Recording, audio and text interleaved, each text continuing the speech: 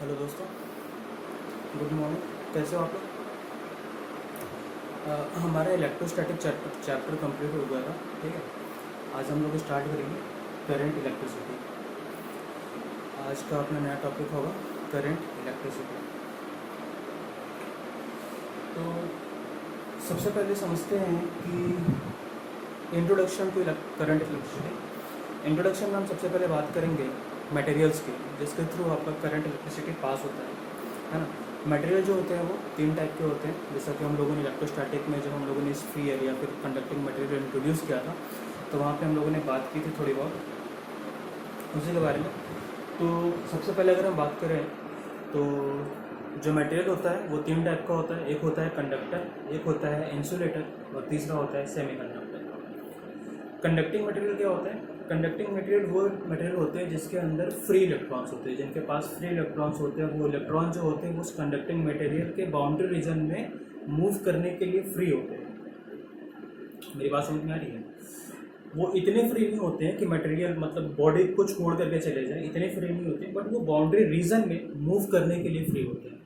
जैसे मान लीजिए ये मार्कर है, ये अगर कंडक्टिंग मटेरियल है तो इसके ऊपर ढेर सारे फ्री चार्जेस होंगे, और वो चार्जेस जो होंगे वो इस मटेरियल के अंदर फ्लो करने के लिए फ्री होंगे। ठीक है, बट ये मटेरियल से इस्केप होकर के इन्वायरमेंट में या फिर मेरे हाथ में कंडक्ट होकर के इधर चले जाएँ, ऐसा पॉसिबल नहीं है जब तक इसके लिए कुछ अलग से हम अरेंजमेंट ना करें। ठीक है, जैसे कि अगर हमने इसको स्पेस में इस तरीके से छोड़ दिया तो चार्जेस जो होंगे इस मटेरियल के ऊपर फ्रीली मूव करेंगे within the boundary region. ठीक है, तो ऐसे मटेरियल को हम लोग क्या बोलते हैं? कंडक्टर। ठीक है, सेकेंड पार्ट आता है आपका इंसुलेटर।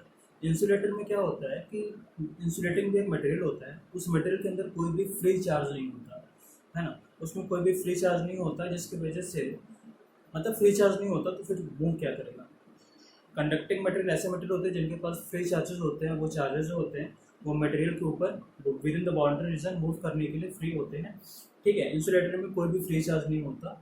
और थर्ड आता है आपका सेमीकंडक्टर। सेमीकंडक्टर में क्या होता है? सेमीकंडक्टर में चार्जेस फ्री होते हैं लेकिन बहुत कम अमाउंट में, बहुत लिटिल चार्जेस फ्री होते हैं, और वो भी कंडक्शन, वो भी फ्री कब होंगे? वो मूव करने के लिए फ्री कब होते हैं? जब हम उसको एक्स्ट्रा एनर्जी हीट के रूप में या फिर पोटेंशियल डिफरेंस के रूप में प्रोवाइड करें, तो ही वो अपने बॉन्डिंग को तोड़ करके फ्लो कर पाते हैं। ठीक है, ऐसे मटेरियल को हम लोग कहते हैं सेमीकंडक्टर, क्योंकि वो ना तो पूरी तरीके से कंडक्टर होते हैं और ना ही पूरी तरीके से इंसुलेटर होते हैं। उनकी जो प्रॉपर्टी होती है वो कंडक्टर मटेरियल और इंसुलेटिंग मटेरियल के बीच में उसकी प्रॉपर्टी लाई करती है, इसलिए उसको हम बोलते हैं सेमी, मतलब आधा। आधा कंडक्टर होता है, आधा इंसुलेटर होता है। ठीक है, मतलब उसकी कुछ प्रॉपर्टीज़ कंडक्टर जैसी होती है, कुछ प्रॉपर्टीज़ इंसुलेटर जैसी होती है, और उस मटेरियल को हम लोग अपनी सुविधा अनुसार एज ए कंडक्टर या फिर एज ए इंसुलेटर यूज़ कर लेते हैं, जिसके बारे में आप पूरा चैप्टर पढ़ेंगे सेमीकंडक्टर्स का। ठीक है, मॉडर्न फिजिक्स में। तो यहाँ पर हम लोग बात कर रहे हैं करंट इलेक्ट्रिसिटी। करंट इलेक्ट्रिसिटी में जो सबसे पहले आता है वो होता है क्या कि चार्ज, है ना। करंट क्या है? Flow of charge per unit time. ठीक है, मान लीजिए मेरे पास कोई कंडक्टिंग मटेरियल है, suppose I have a conducting material.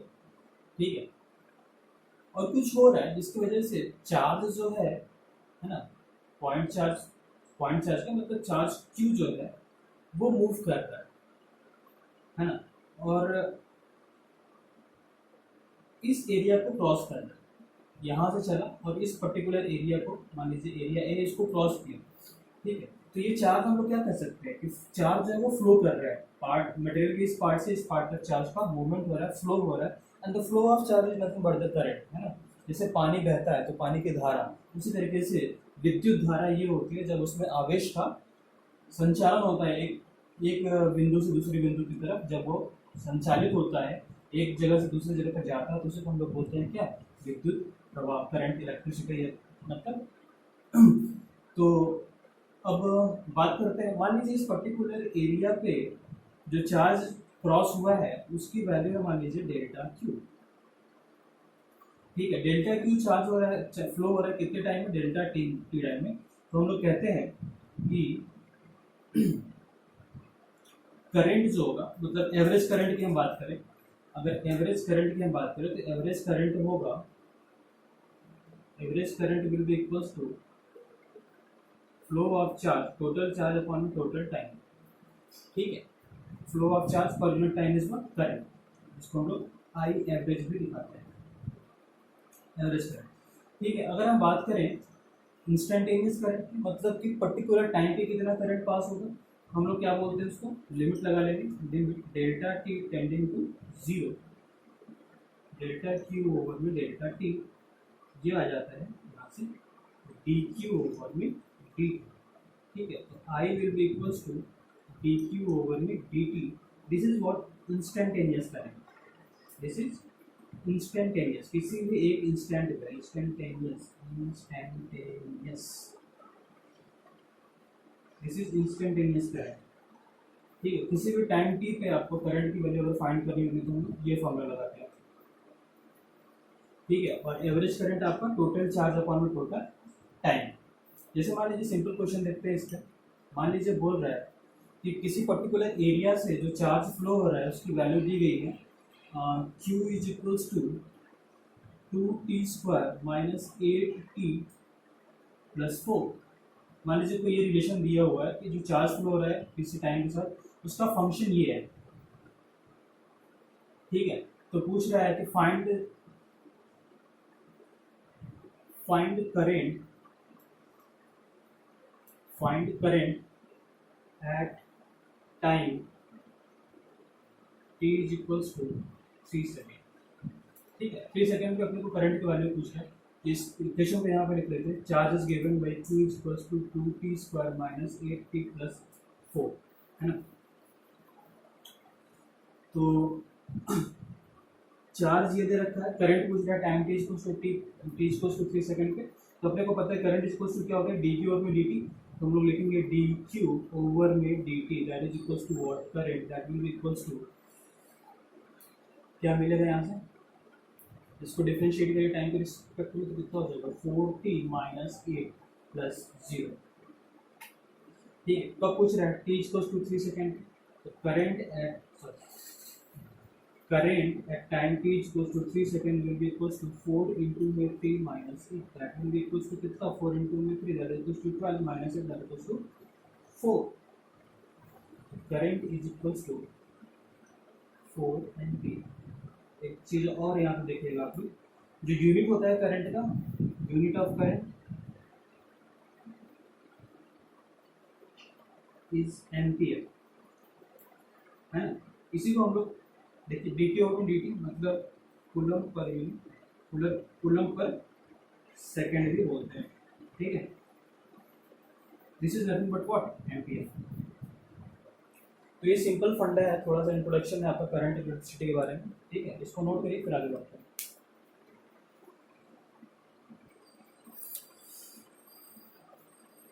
आइए करंट के बारे में थोड़ी सी बेसिक बातें करते हैं। जैसे करंट है अगर, तो वो फ्लो कर रहा है ना, फ्लो कर रहा है तो किधर फ्लो करेगा, कैसे फ्लो कर रहा है, रीज़न क्या है फ्लो करने का।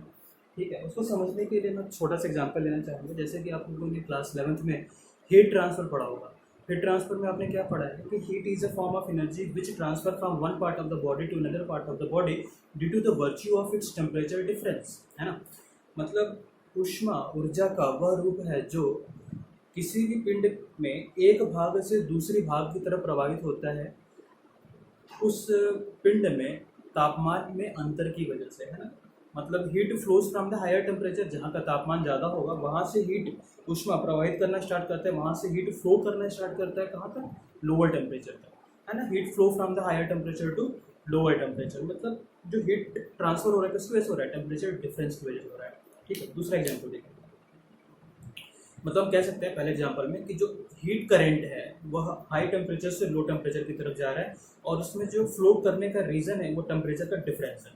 दूसरा एग्जांपल देखिए, जैसे हम लोग बात करते हैं फ्लूइड का, वो भी क्लास 11th में आप लोगों ने पढ़ा होगा कि फ्लूइड जो होता है वो हाई प्रेशर से लो प्रेशर की तरफ फ्लो करता है। ठीक है, तो मतलब फ्लूइड में भी फ्लो करने का रीज़न क्या है, प्रेशर डिफरेंस है। हीट में क्या है, टेम्परेचर डिफरेंस। उसी तरीके से ये देखिए करंट है, ये भी एक फ्लो है, फ्लो ऑफ चार्ज, है ना। तो ये भी किसी डिफरेंस की वजह से फ्लो करता होगा। ठीक है, वो डिफरेंस क्या है, that difference is what, potential difference. ठीक है, एक एग्जांपल देखते हैं। जैसे मान लीजिए, समझते हैं बेसिक चीज़ को उसकी। जैसे मान लीजिए ये कोई कंडक्टिंग मटेरियल है, ठीक है, इसमें ढेर सारे फ्री इलेक्ट्रॉन्स होंगे। ठीक है, मान लेता है, मतलब दिखा रहा हूँ कि मान लीजिए करंट जो है वो इधर जा रहा है, करंट आई जो है वो इस साइड जा रहा है। ठीक है। तो अपने को पता है कि अगर करंट इधर जा रहा है तो पॉजिटिव चार्ज जो होगा वो भी करंट के डायरेक्शन में जाएगा, इलेक्ट्रॉन जो होगा नेगेटिव चार्ज होगा वो क्या होगा, अपोजिट डायरेक्शन में जाएगा, आपको पता है ना। मतलब यहाँ का पोटेंशियल जो होगा, क्लास 10 में आप लोगों ने पढ़ा था, यहाँ का पोटेंशियल जो होगा वो हायर पोटेंशियल होगा और यहाँ का पोटेंशियल जो होगा वो लोअर पोटेंशियल होगा। ठीक है, this is lower potential charge current flow from the higher potential to lower potential. ठीक है, या फिर हम लोग सिंपली कह सकते हैं यार इलेक्ट्रिक फील्ड है ये। चलिए छोड़िए, इलेक्ट्रिक फील्ड तो पढ़े हो ना आप लोग, और आप लोगों ने इलेक्ट्रिक फील्ड में पढ़ा था कि electric field flow from the higher potential to lower potential. Electric field का डायरेक्शन जो होगा वो ये होगा, तो पॉजिटिव चार्ज होगा वो इधर मूव करेगा, नेगेटिव चार्ज जो होगा वो इधर मूव करेगा। और अपने को पता है कि कंडक्टर के पास क्या होता है, इलेक्ट्रॉन होता है। फ्री चार्ज में क्या होता है, इलेक्ट्रॉन होता है। मतलब कंडक्टर में जो करंट फ्लो होता है वो किस वजह से होता है, इलेक्ट्रॉन की वजह से होता है। ठीक है, current is constituted in the conductor by the electrons. ठीक है, और यहाँ का पोटेंशियल हाई है, यहाँ का पोटेंशियल लो है, इसीलिए करंट फ्लो कर रहा है हायर पोटेंशियल से लोअर पोटेंशियल की तरफ। ठीक है, और ये पोटेंशियल डिफरेंस हम लोग कई तरीके से जनरेट कर सकते हैं। जनरेटर है, दुनिया भर की चीज़ें हैं, बैटरी वगैरह है, उसके बारे में हम लोग बाद में बात करेंगे कैसे आता है, कहाँ से आता है। ठीक है, बट फिलहाल ये समझते हैं कि जो करंट है वो किसकी वजह से फ्लो कर रहा है, पोटेंशियल डिफरेंस की वजह से फ्लो कर रहा है। और करंट के अपोजिट डायरेक्शन में फ्लो होता है किसका, इलेक्ट्रॉन का। ठीक है, अगर पॉजिटिव चार्ज है तो पॉजिटिव चार्ज खैर कंडक्टर में नहीं मिलेगा, सेमी कंडक्टर में आप लोग देखोगे। बट यहाँ पे इतनी बात समझने वाली है कि करंट के अपोजिट डायरेक्शन में इलेक्ट्रॉन का फ्लो होता है, और जो करंट होता है वो क्या होता है, हायर पोटेंशियल से लोअर पोटेंशियल की तरफ मूव करता है। ठीक है, अगर मैं मान लूँ कि ये लेंथ जो है वो एल है,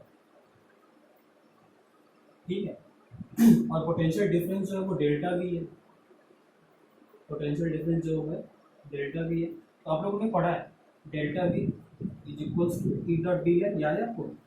ठीक है, डी आर की वैल्यू यहाँ क्या है, एल के बराबर, मतलब डेल्टा वी, या फिर हम लोग पोटेंशियल डिफरेंस सिंपली वी लिख सकते हैं, वी इज इक्वल्स टू क्या हो जाएगा, ई इंटू में एल। या फिर हम लोग कह सकते हैं कि इलेक्ट्रिक फील्ड जो है वो क्या है, V by L, potential difference upon में लेंथ। ठीक है, अब ये जो पोटेंशियल डिफरेंस है वो किसकी वजह से क्रिएट हो रहा है, यहाँ पर मान लीजिए हम लोग करंट इलेक्ट्रिसिटी में बात करेंगे बैटरी की।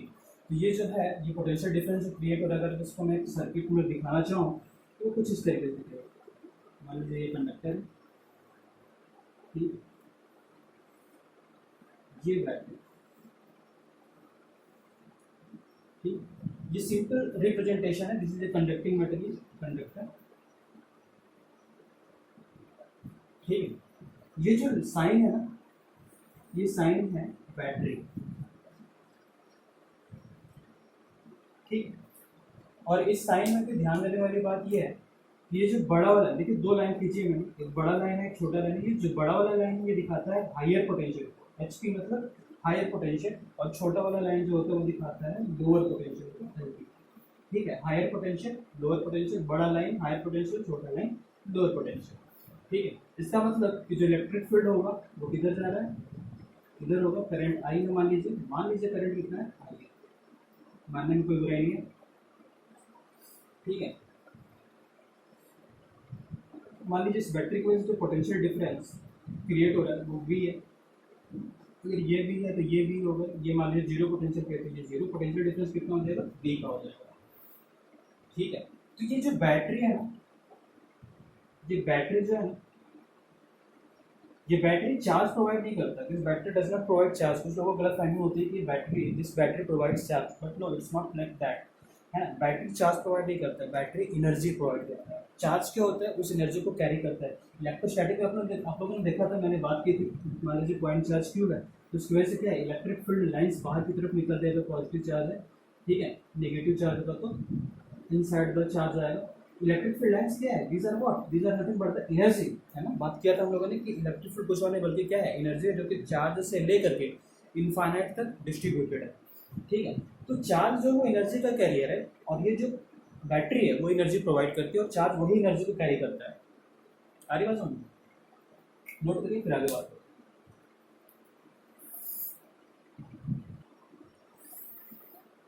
आइए थोड़ा आगे बढ़ते हैं। बात आता है कि करंट जो है, करंट इलेक्ट्रिसिटी जो है, करंट जो है आई, वो स्केलर क्वांटिटी है या वेक्टर क्वांटिटी है, उसको समझने के लिए मैं एक एग्जांपल देता हूँ। जैसे मान लीजिए आप लोगों ने क्लास 10 में पढ़ा होगा जंक्शन लॉ।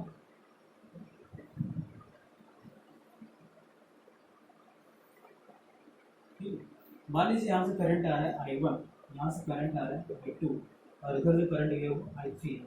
मैंने नाम दे दिया I1 is equals to 2 ampere, I2 is equals to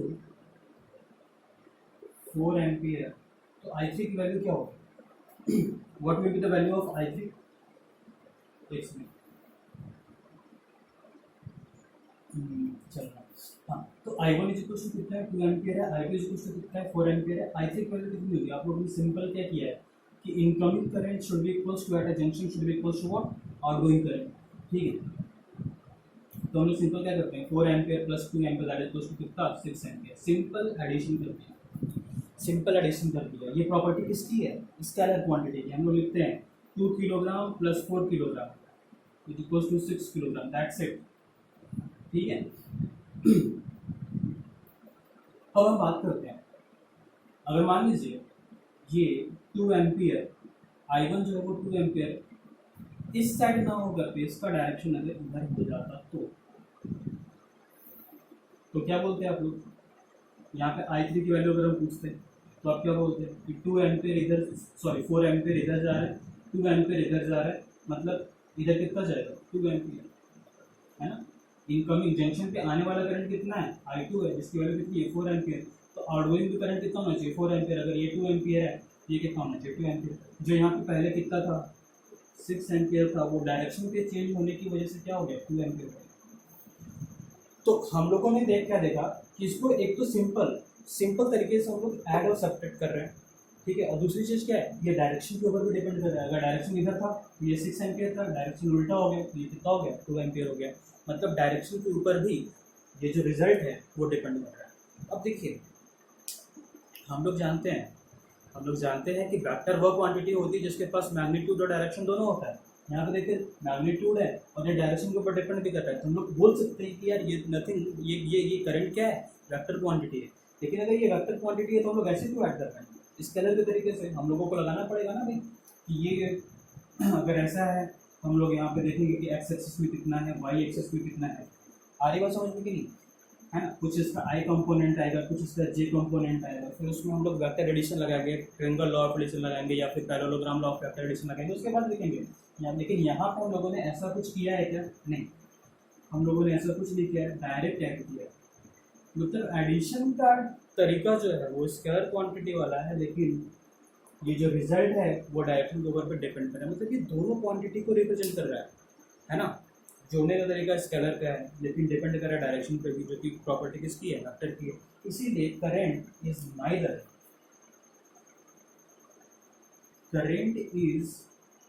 neither scalar nor vector.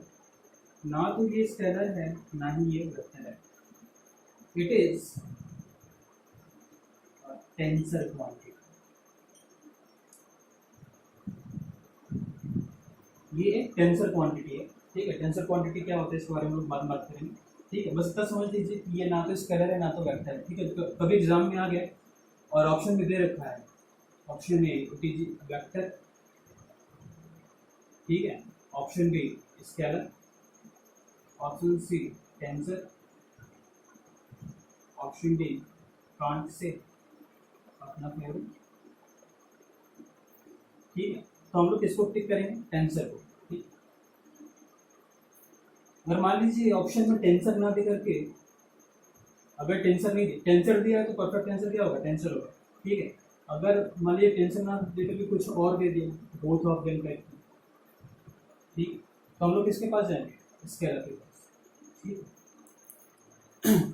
हालांकि टेंसर देना चाहिए, बट अगर टेंसर नहीं दिया तो नियरेस्ट करेक्ट आंसर क्या होगा आपका? स्केलर होगा, ठीक है। इस चीज़ को हमेशा ध्यान रखिएगा कि करंट क्या है? एक टेंसर क्वांटिटी है, ठीक है। अगर टेंसर क्वांटिटी एग्जाम में नहीं दिया ऑप्शन में, स्केलर दिया उसकी जगह पे, तो आप लोग स्केलर को टिक कर सकते हो, बट वेक्टर को कभी भी टिक मत करिएगा। Current is not a vector quantity, ठीक है। हालांकि करंट डेंसिटी जो है वो वेक्टर क्वांटिटी होता है, जो कि करंट के फ्लो के डायरेक्शन में ही होता है, ठीक है। उसके बारे में हम लोग आगे बात करते हैं।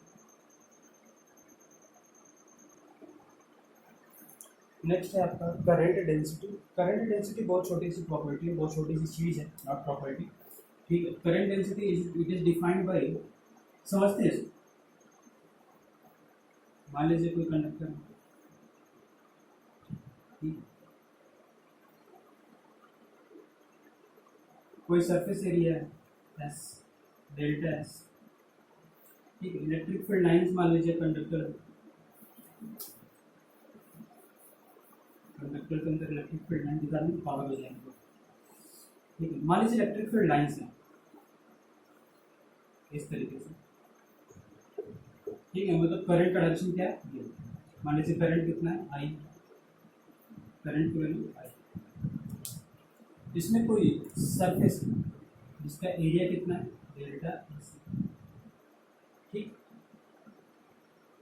और इस सरफेस से जो करंट पास हो रहा है उसकी वैल्यू कितनी है, डेल्टा आई, डेल्टा यानी डेल्टा आई, ठीक। तो करंट डेंसिटी जो है, current density is defined by delta I over में डेल्टा एस, मतलब total charge passing through a surface area, unit surface area से पास होने वाली करंट को हम लोग करंट डेंसिटी कहते हैं, ठीक है। तो I, sorry, J average, average current density that will be equals to कितना, delta of I upon delta of S, ठीक है। इंस्टेंटेनियस की बात करें, अगर हम जे की बात करें किसी भी इंस्टेंट पे, तो that will be equals to limit of, limit delta S tending to zero, that will be delta I over में डेल्टा एस, यहाँ से जे की वैल्यू मिल जाएगी आई ओवर में एस, ठीक है। ऐसा लिखते हैं। अगर मान लीजिए ये जो सरफेस है वो करंट से कुछ एंगल बना करके है ना, कुछ ऐसे, और बोल दिया कि ये एंगल जो है वो थीटा है। Now this is the direction of what, delta S, surface area delta S, ठीक है। करंट ये है, तो यहाँ से, तो यहाँ से करंट की वैल्यू, तो सॉरी ये अब करंट डेंसिटी की वैल्यू कितनी हो जाएगी, this will be nothing but J will be equals to I upon delta S cos theta, ठीक। यहाँ से निकल के आ रहा है I is equals to J delta S cos theta, या फिर सिंपली एस कॉस थीटा भी लिख सकते हैं, इसको हम लोग जे एस कॉस थीटा लिख सकते हैं, ठीक है। यहाँ से देखिए I will be equals to vector J dot vector S, ये वैल्यू निकल के आती है करंट। करंट देखिए स्केलर है, आपका करंट डेंसिटी भी वेक्टर है, और डेल्टा एस एरिया जो है आपका वो वेक्टर क्वांटिटी का है, ठीक है। करंट डेंसिटी का डायरेक्शन हमेशा याद रखिए, करंट डेंसिटी का डायरेक्शन हमेशा ही करंट के डायरेक्शन में होता है, ठीक है। तो this is what current density, this is all about the current density, that's it, not very.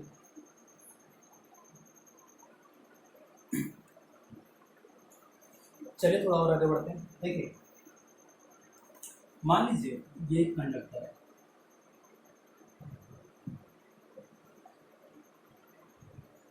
अगर ये कंडक्टर है तो आप लोग बोल सकते हो कि सच अगर कंडक्टर है तो इसके पास फ्री इलेक्ट्रॉन है, तो इलेक्ट्रॉन तो हमेशा मूव कर रहा है ना, इलेक्ट्रॉन इज फ्री। कंडक्टर की डेफिनेशन ही है, प्रॉपर्टी ही है कि conductor is a material in which there are free electrons and these electrons are free to move within the boundary reason.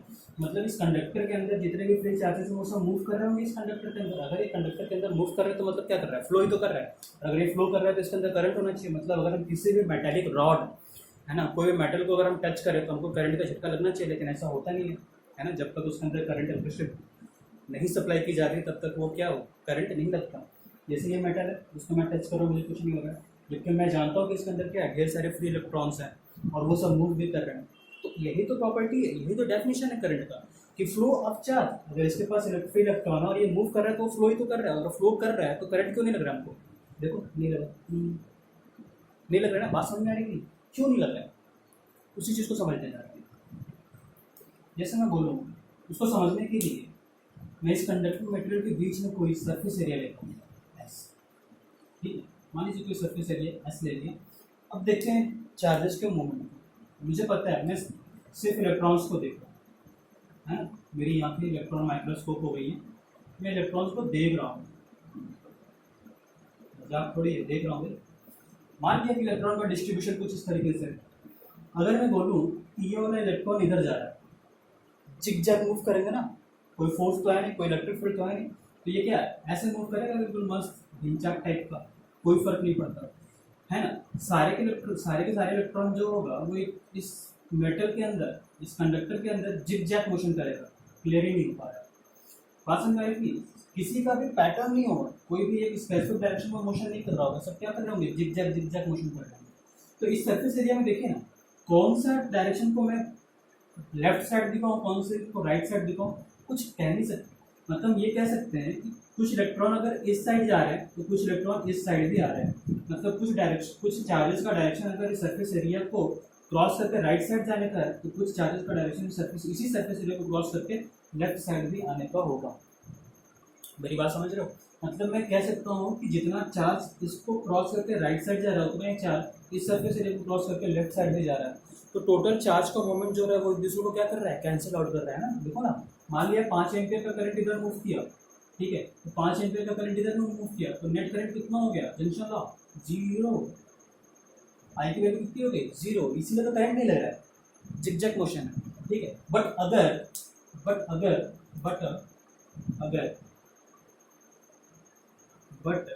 अगर इसी कंडक्टर को हमने किसी बैटरी से जोड़ दिया तो इलेक्ट्रिक फील्ड डेवलप हो जाएगा माय डियर।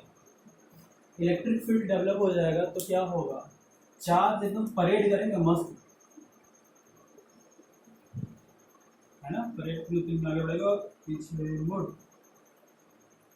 चार्ज जो है क्या, वो क्या करेगा, परेड करने लगेगा, बिल्कुल पैटर्न, है ना। पॉजिटिव चार्ज है, कंफ्यूज मत हो जाएगा, इलेक्ट्रॉन को मैं नहीं घुमा रहा हूँ, मैं प्रोटॉन को घुमा रहा हूँ यहाँ पे, बस समझने के लिए। चार्ज पार्ट के लिए, पॉजिटिव चार्ज पार्ट के लिए तो इलेक्ट्रिक फील्ड डायरेक्शन में मूव करेगी, ठीक है, इस तरीके से। तो यहाँ पे देखिए सारे चार्ज जो है वो सिंगल डायरेक्शन में मूव कर रहे हैं। सरफेस एरिया बना दीजिए और देखिए आप, सारा का सारा चार्ज जो है वो सरफेस एरिया को एक पर्टिकुलर डायरेक्शन में ही क्रॉस कर रहा है। मतलब अब मुझे नेट फ्लो मिल रहा है चार्जेस का, और अगर अब मुझे चार्जेस का नेट फ्लो मिल रहा है माइडिया, इसका मतलब कि अगर मैं यहाँ पे एक पोटेंशियल डिफरेंस लगा दूँ, एक वहाँ पे, मतलब पोटेंशियल डिफरेंस के थ्रू इस रॉड को अगर मैं कनेक्ट कर दूँ, उसके बाद मैं छूँ, मज़ा आ जाएगा, समझ में आ रही बात। तो इसीलिए जो न्यूट्रल कंडक्टर होते हैं उसके अंदर करंट फील नहीं होता, और जो बैटरी से जुड़े होते हैं उसके अंदर करंट फील हो जाता है। This is the reason. अगर न्यूट्रल कंडक्टर है तो इलेक्ट्रॉन जो फ्री चार्जेस है उनका मोशन रैंडम होगा और इक्वल टू क्या हो जाएगा, 0 हो जाएगा। बट अगर हम पोटेंशियल डिफरेंस से कनेक्ट कर देते हैं तो क्या होगा, एक पर्टिकुलर डायरेक्शन में चार्ज का मोशन स्टार्ट हो जाता है, और वो जो पर्टिकुलर डायरेक्शन में नेट चार्ज का मोशन फ्लो हो रहा है वही क्या है, करंट, ठीक है। अब इसी को थोड़ा सा आगे बढ़ते हैं। मान लीजिए इसमें charge per unit volume, number of charge per unit volume is n, number of charge per unit volume is equals to number of charge carrier कर दो, number of charge carriers, number of charge carrier per unit volume is what, n, ठीक है। और मान लिया कि मैंने एक एरिया ले लिया, ये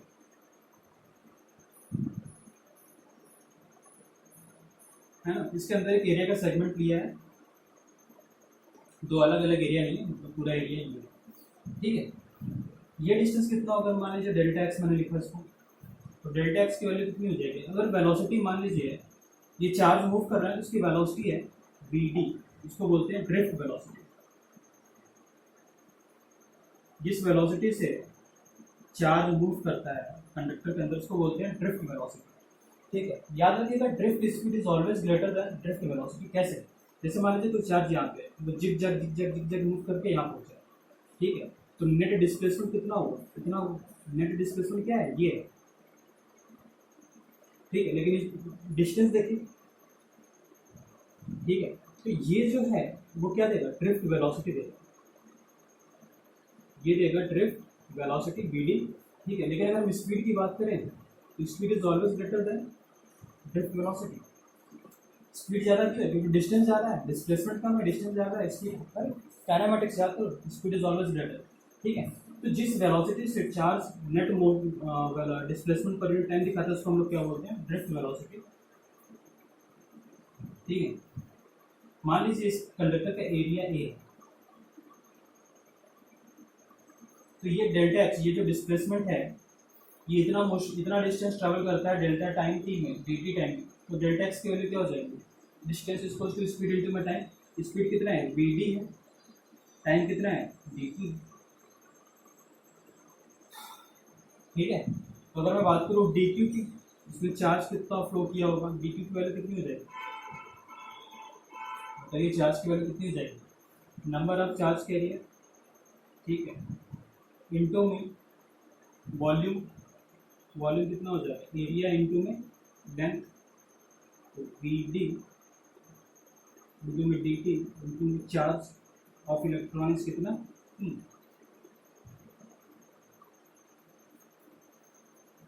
ठीक है, this is value of what? This is value of what? D Q. अगर मैं बात करूँ करंट की, तो करंट की वैल्यू कितनी हो जाएगी? डी क्यू ओवर में डी टी, मतलब डी टी से डिवाइड कर दीजिए तो N E A B D, मुझे याद है, N E A B D. ठीक है, this is what? Current. This is the value of current in a conductor. ठीक है, where B D is what? Drift, drift current, sorry drift velocity. ठीक है, N क्या है? Number of charge carrier per unit volume. E क्या है? Charge of the electron. A क्या है? एरिया। ठीक है, अगर एक में बात करें करंट डेंसिटी की, जे की वैल्यू कितनी हो जाएगी? अपने को पता है आई अपॉन में ए, ए कैंसिल कर दीजिए यहाँ से, तो क्या मिल जाएगा? N E V D, this is what? Current density. ठीक है, नोट करिए, फिर आगे बढ़ते हैं।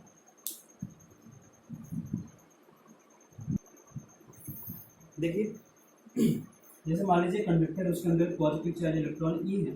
ठीक है, कंडक्टर का लेंथ एल है, उसको इलेक्ट्रिक फील्ड रखा गया जिसकी वैल्यू कितनी है? ई है। तो E will be equals to what? V by L. ठीक है, ई की वैल्यू कितनी होगी? वी बाई एल होगी। वी क्या है? पोटेंशियल डिफरेंस मान लीजिए, पोटेंशियल डिफरेंस बना दिया इस तरीके से, कोई इशू नहीं है। ठीक है, ये वी है मान लीजिए। ठीक है, तो वी बाई एल ई की वैल्यू होगी। अब मान लीजिए ये इलेक्ट्रॉन जो है, ये जो चार्ज है, ये मोशन कर रहा है जिग जैग जिग जैग, तो इसके अंदर क्या होंगे? ढेर सारे चार्ज पार्टिकल होंगे, तो वो किसी न किसी चार्ज पार्टिकल से जाके क्या करेगा? कोलाइड करेगा, और कोलाइड करने से पहले कुछ डिस्टेंस ट्रेवल करेगा, जिसको हम लोग बोलते हैं lambda. Lambda is what? Mean free path. ठीक है, याद करो, कहीं तो पढ़ेंगे kinetic theory of gases, mean free path. The distance travel by the charge particle, the distance travel by the gas molecule before successive collisions, है ना? Collisions के पहले वो जो पाथ कवर करते हैं उसी को क्या बोलते हैं? Mean free path. ठीक है, वेरी गुड। ठीक है, ठीक है, and suppose tau is the time, relaxation time, है ना? मतलब दो रिलैक्सेशन टाइम, दो कोलिजन के बीच में जो टाइम गैप होता है उसे को हम बोलते हैं क्या? Relaxation time. ठीक है, और यहाँ पे देखो, इसके ऊपर फोर्स कितना लग रहा होगा? Force F is equals to E, है ना? चार्ज इनटू में electric field, that is equals to E. तो एक्सेलरेशन कितना होगा भाई? अगर इसका मास m है, इलेक्ट्रॉन का, इस चार्ज पार्टिकल का मास अगर हमने मान लिया m है, तो एक्सेलरेशन की वैल्यू कितनी हो जाएगी? ई फोर्स अपॉन में मास। एक्सेलरेशन हो गया। अगर मैं बोलूँ कि कितना कितना डिस्टेंस ट्रैवल किया होगा, कितना डिस्टेंस ट्रैवल किया होगा, तो आप क्या बोलोगे? डिस्टेंस ट्रैवल किया, एक्सेलरेशन कांस्टेंट है, तो distance h equal to U T plus half A T square. ठीक है, इनिशियल वेलोसिटी मान लीजिए 0 है, तो यू टी की वैल्यू 0 हो जाएगी।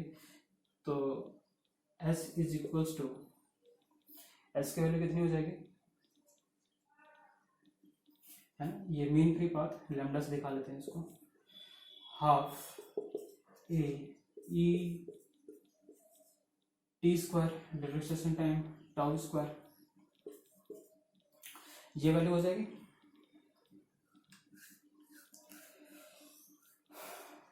ठीक है, ठीक है भाई, यहां तक तो क्लियर हुआ? एक सेकेंड,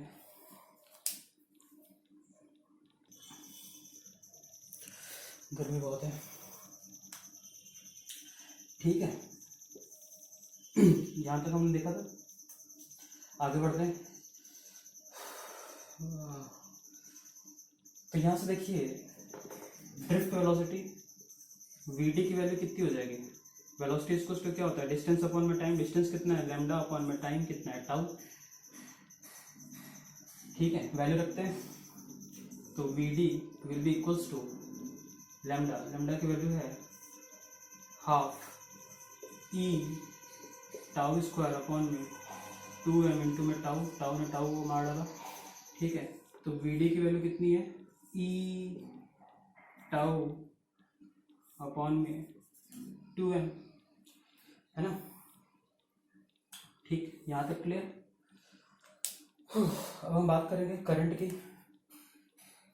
करंट की वैल्यू कितनी आ गई थी N E A V D, N E A V D, समझ गए हैं आप लोग। वी डी की वैल्यू उठा करके वहाँ रखिए, तो आई की वैल्यू हो जाएगी N E A, V D की वैल्यू है ई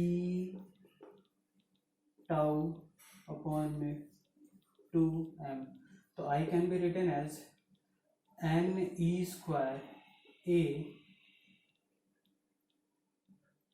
टाउ अपॉन में 2m इंटू में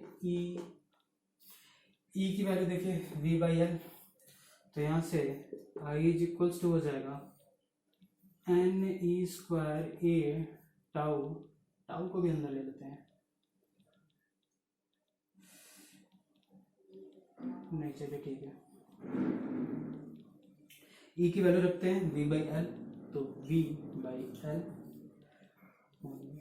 2m। ठीक है, तो यहाँ से देखिए it can be written as I is equals to N E square tau upon में 2m एल इंटू में v, इंटू में v। एन क्या है number of charge carriers per unit volume, constant value है। Charge of the electron constant value है। Tau relaxation time है ना, time between the two collisions वो भी कांस्टेंट वैल्यू है। टू कांस्टेंट है, mass of the charge constant है, length of the conductor क्या है कांस्टेंट है, मतलब ये क्या है एक कांस्टेंट वैल्यू है। ठीक है, तो I is equal to something constant into में भी, ये कांस्टेंट कुछ और नहीं बल्कि क्या है, इसी कांस्टेंट को हम लोग कहते हैं एक सेकेंड, आई नहीं बल्कि v की वैल्यू निकालनी है यहाँ पे। ठीक है, v की वैल्यू निकालिए, वहां से लॉ आपका गवर्न हो जाएगा। तो v की वैल्यू देखिए कितनी हो जाएगी, v will be equals to 2ml N E square upon में टाउ इनटू में आई, चेक करिए सही लिखा हूँ।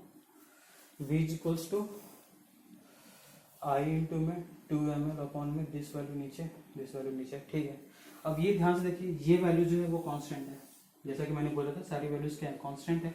तो यहाँ से निकल के आता है v is directly proportional to r, मतलब v is equals to r into में i। This is what resistance, this is what resistance. ठीक है, नोट करिए फिर आगे बात करते हैं। तो देखिए क्या रिजल्ट निकल के आया, v is equals to I into में r, this is nothing but what Ohm's law, ये है डेरिवेशन। ठीक है, ओम्स लॉ का डेरिवेशन है, v is equals to I R, where हम लोग r इज इक्वल्स टू क्या करते हैं v अपॉन में कांस्टेंट है, कांस्टेंट वैल्यू है। ठीक है, मतलब हम लोग कह सकते हैं कि r is equals to 2ml upon में, माफ कीजिएगा ये छूटा हुआ है,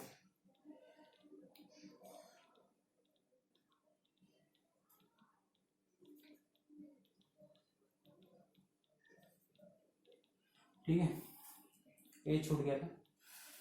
तो R is equals to 2ml NE square tau into में ए। अब देखिए ये वैल्यू ये this value is known as resistivity, जिसको हम लोग रो से दिखाते हैं। तो R is equals to rho L by A.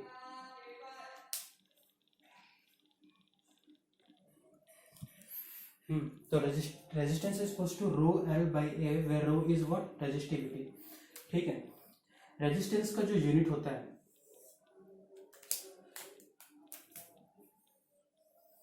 Resistance का जो यूनिट होता है वो इससे दिखाते हैं, जिसको हम बोलते हैं ओम।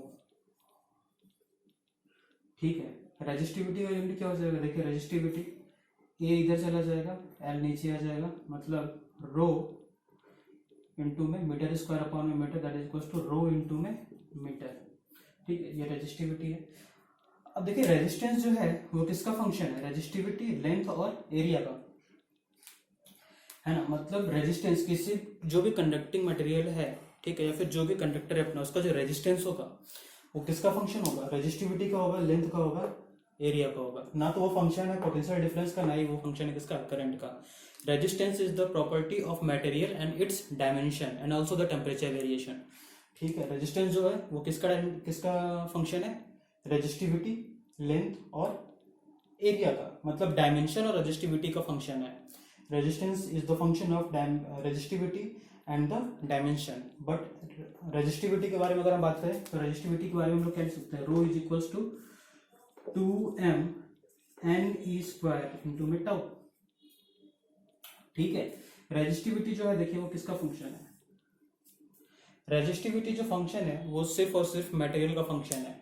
Resistivity is the property of the material only. ठीक है, मटेरियल एंड टेम्परेचर, टेम्परेचर में चेंज होने पर रेजिस्टिविटी चेंज हो जाएगा, बिल्कुल चेंज होगा। ठीक है, रेजिस्टिविटी क्यों चेंज होगा, क्योंकि टेम्परेचर बढ़ेगा तो स्पीड बढ़ेगी, ड्रिफ्ट वेलोसिटी बढ़ेगी, ड्रिफ्ट वेलोसिटी बढ़ेगी तो ये जो रिलैक्सेशन टाइम है वो कम हो जाएगा। ठीक है, तो ये चेंज हो जाएगा। तो resistivity is the function of temperature only.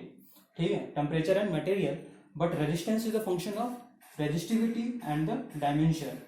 कुछ लोग कहते हैं कि resistance is the function of potential difference and current. No, it is not true. No no no, बिल्कुल नहीं, ये सब देखने के लिए लगता है, लेकिन ऐसा होता नहीं है। रेजिस्टेंस कांस्टेंट है, प्रॉपर्टी है। रेजिस्टेंस चेंज नहीं होता है किसी मटेरियल का। आप लोग देखो ना, किसी भी इलेक्ट्रॉनिक डिवाइस में जो रेजिस्टेंस लगाए जाते हैं वो रेजिस्टेंस कांस्टेंट होती है, उसकी वैल्यू चेंज नहीं होती है, क्योंकि रेजिस्टेंस, उसका लेंथ चेंज नहीं होता, उसका एरिया चेंज नहीं होती और वो मटेरियल भी चेंज नहीं होता। और उसको डिजाइन किया जाता है एक स्पेसिफिक टेम्परेचर रेंज के लिए। तो ये रेजिस्टेंस की वैल्यू क्या हो जाती है, कांस्टेंट हो जाती है। Resistance is not the function of potential and the current. Resistance is the property of the material and it's dimension and also the current, sorry temperature. But resistivity is the property of what, material and the temperature. बात समझ में आ रही है? तो this is the derivation of the Ohm's law. ये Ohm's law है, ठीक है, ये उसका डेरिवेशन था, बेसिक चीज़ें थी इसके बारे में। तो करंट इलेक्ट्रिसिटी के बारे में आज इतना ही रहने देते हैं, ठीक है। ये इसका बेसिक था, इंट्रोडक्शन था करंट इलेक्ट्रिसिटी का।